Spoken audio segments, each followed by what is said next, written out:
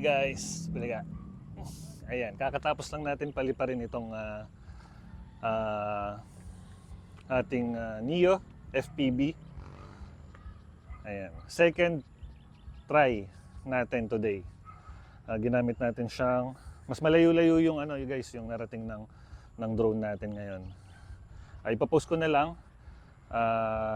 Medyo naka-experience si Neo ngayon ng matinding hangin. Ramdam na ramdam ko guys sa video. Post natin kung gaano kagalaw sa ere gamitin itong si Neo. So ayan. Pero ayan, nakatatlong battery tayo ngayon nagamit natin. So ayan, medyo kinabahan lang ako kanina dahil nga sa uga. Yung pabalik na siya, ni-return to home ko siya. Ayan. Pero anyways, abangan nyo na lang yung video natin para dito sa FPV natin na to. Sa video na to guys, gusto ko lamang mag-share sa inyo ng experience ko, no? Sa pag-attend natin sa Skypixel Academy. Ayan. Sa mga gustong mag-training, napakaganda ng training guys. Ini-encourage ko kayo na mag-attend din kayo kahit wala kayong planong kumuha ng lisensya at hobbyist lang kayo.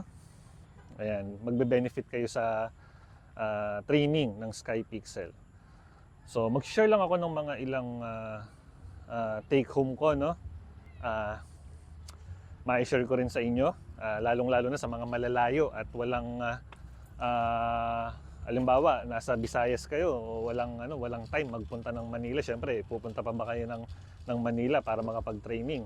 Although may mga naging classmate ako na galing pang Nueva Vizcaya and sa Palawan nag-work, ay shoutout sa inyo. Ayan. So ngayon, mag-share lang ako ng ilang bagay na nakuha ko sa pagte-training ko, no, sa Skypixel. Unang-una, kung wala pa kayong drone, para sa inyo tong video na to.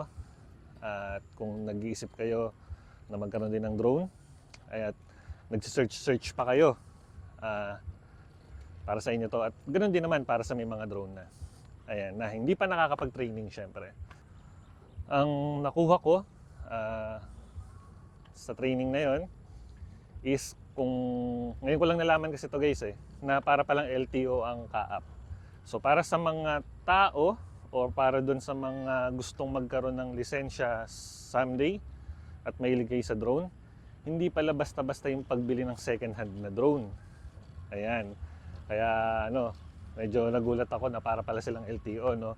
Na kasi kung kayo, nagpaplano kayo na magkaroon ng lisensya at nataon na yung gamit yung drone na second hand, like for example na-involved sa violation yung drone nung hindi pa kayo ang may-ari at nataon sa inyo yung drone at kumuha kayo ng license, ayan, yung drone na yon nagamit nyo, syempre kinakailangan yung i-register. Ayun, makikita pala ng ka-up kung yung drone na nagamit na yon is nag-violate. Hindi nadidetect yung may-ari, pero kung kayo yung natsyempohan at nagkaroon ng violation ng drone, may record sila kung kailan lumipad, kung kailan nag-violate dun sa restricted area or restricted zone. At kayo ang masisisi. Ngayon, ang mahalaga, kung bibili tayo ng second hand drone, make sure na pati yun dapat may deed of sale. Ayan. Para siyang LTO. Diba? Kasi kung may violation yung drone at walang deed of sale, automatic yan sa inyo yan. Responsibilidad nyo yan. So, ayun yung isa sa pinaka matinding nalaman ko, no. Pero kung syempre, kung wala naman kayong planong kumuha ng lisensya, talagang hobbyist lang naman, talagang gusto niyo lang is pang video, personal use, hindi naman kayo magkakaproblema doon. Para doon lang yun sa mga gustong magka-license. So, dapat lahat yun documented. At least, kung nagkaroon man ng violation yan at hindi sa inyo nanggaling doon sa first owner, safe kayo kasi may record. Kasi alam nila yung time and date. Kung nabili nyo tapos na yung violation,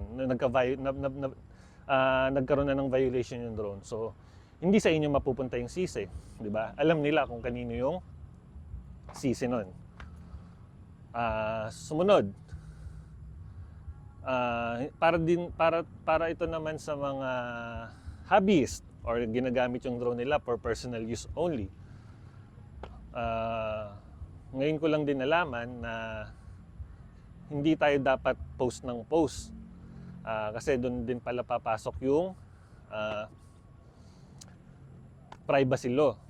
Kailangan mag-ingat din tayo, maging responsable tayo. Kaya nga sabi ko, yung pagkakaroon ng drone is, kaakibat nun is yung responsibilidad natin of owning a drone.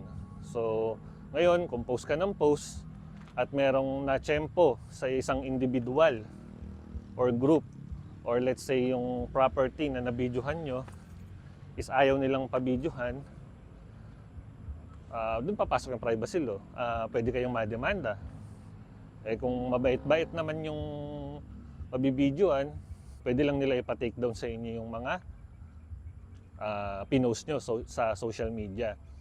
Pero yun, isa yun sa mga dapat i-consider nyo. Kung wala pa kayong drone, iisipin nyo, dapat maingat kayo sa bagay na yon.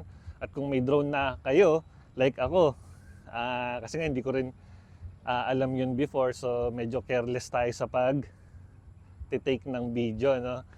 Palipad dito, palipad doon. So dapat ipagpaalam nyo muna yan. Make sure na walang magiging problema. Kasi yun nga,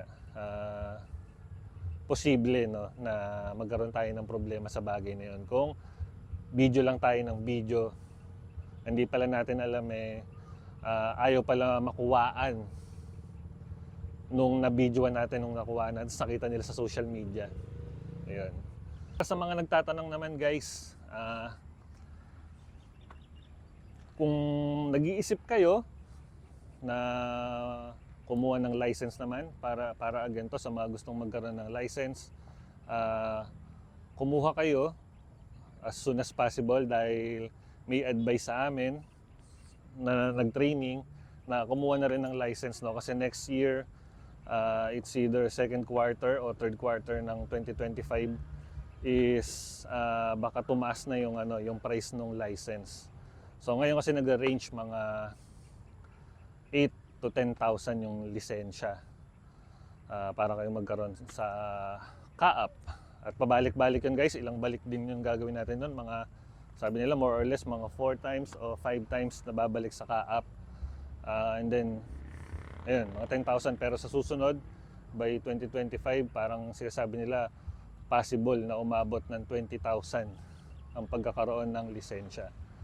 So, ang kagandahan doon, nung pinakita sa amin yung license, guys, before yung lumang license, medyo malaki siya. Parang, basta malaki.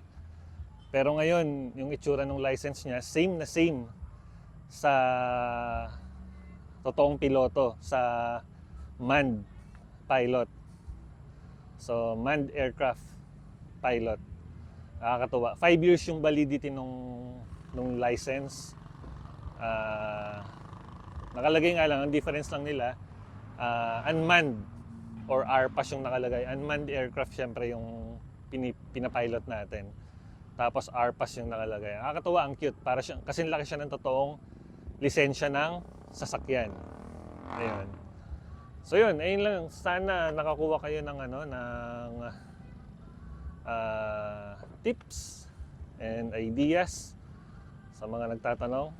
Ayan. Yung naman, yung by 2025, base nga dun sa memo na ibinigay ni CAAP, possible na from 2 days training ay magiging 5 days training na. Medyo matagal yun, no? Kung kukuha kayo sa Skypixel ng training, pabalik-balik kayo. Meron akong naging classmates na LGU sa Nueva Vizcaya. So nagstay sila dun sa hotel malapit dun sa pinag-trainingan namin. So yun nga, kaya hinahabol ko rin talaga yung training, kaya nakapag-training din ako para sa 2 days lang. Kasi yun nga, alam ko hahaba na yung training, magiging 5 days na siya. So medyo abala yan, lalo na kung kukuha kayo ng lisensya, no?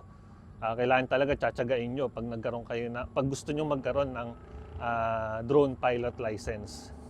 So kung may mga additional question pa kayo guys, please mag-comment lang kayo, mga hindi natin na-cover. And I hope nakakuha kayo ng idea sa video natin na to. So maraming salamat guys sa panonood. Hanggang sa muli, babush!